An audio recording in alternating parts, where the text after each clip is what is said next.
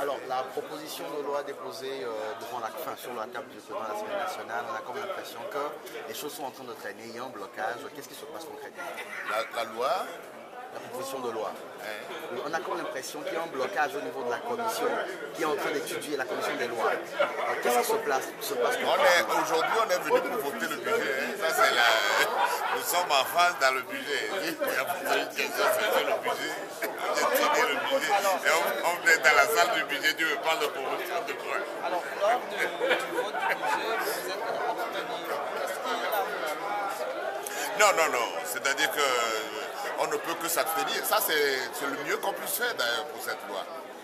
C'est le mieux qu'on puisse faire parce que d'abord, il y a un comportement du gouvernement que nous commençons à ne pas accepter du tout. Parce qu'à chaque fois que le budget est présenté aux députés pour étude, nous déplorons toujours le retard que ces gens prennent.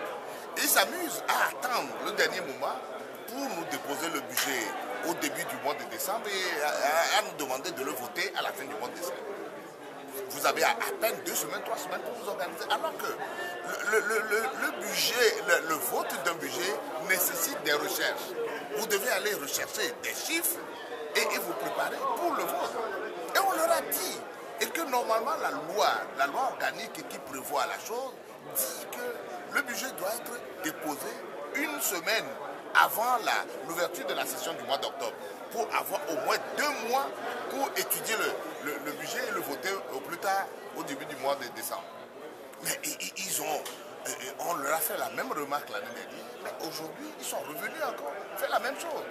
Il en est de même pour la loi de règlement.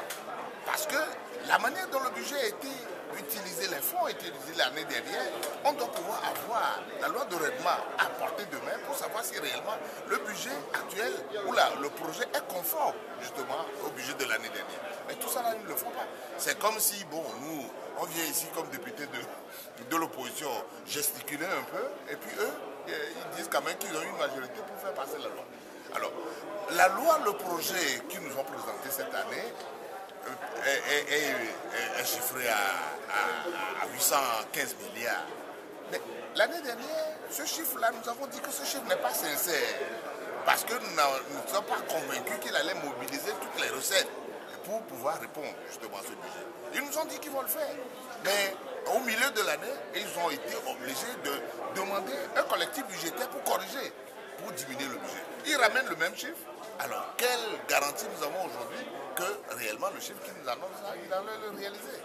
Maintenant, à l'intérieur du budget, il y a un certain nombre de dysfonctionnements que nous n'avons pas appréciés. La santé, par exemple, c'est un exemple que je prends au hasard. La santé, qui nous concerne tous. Nous avons des problèmes. Il y a des ménages aujourd'hui qui ont un problème de santé terrible. Ils n'ont pas la moindre possibilité de se faire soigner. On nous dit, et au même moment où on a l'épidémie d'Ebola, on a constaté que nos systèmes de santé sont faibles.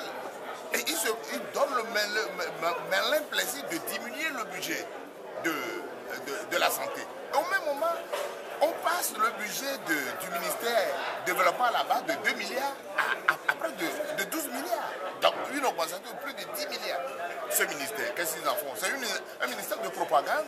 Ils vont aller distribuer des vivres pour faire leur campagne. Et nous disons, mais utilisons au moins une partie de cet argent pour la santé. Et ils ont refusé pour leur rééquilibrage. Alors, nous pensons que non, ces gens-là, ils se foutent de nous. C'est pour ça que nous avons dit non, on ne peut pas voter pour ce budget. Alors, de toutes les façons, le budget est passé. Est-ce que vous pensez que c'est un danger pour le pays? Non, un danger, ça dit un gouvernement. C'est eux qui ont la responsabilité de diriger et d'avoir les ressources pour répondre aux besoins des populations. Ils estiment que ce qu'ils ont présenté leur suffit pour le faire. Un danger, mais c'est à l'exercice qu'on verra. Comment est-ce que les besoins réels des populations aujourd'hui en matière de santé, en matière d'éducation, le budget qu'ils nous ont proposé, est-ce que réellement en cours d'exercice, ça va être conforme aux besoins, aux attentes des populations? C'est en cours d'exercice qu'on verra.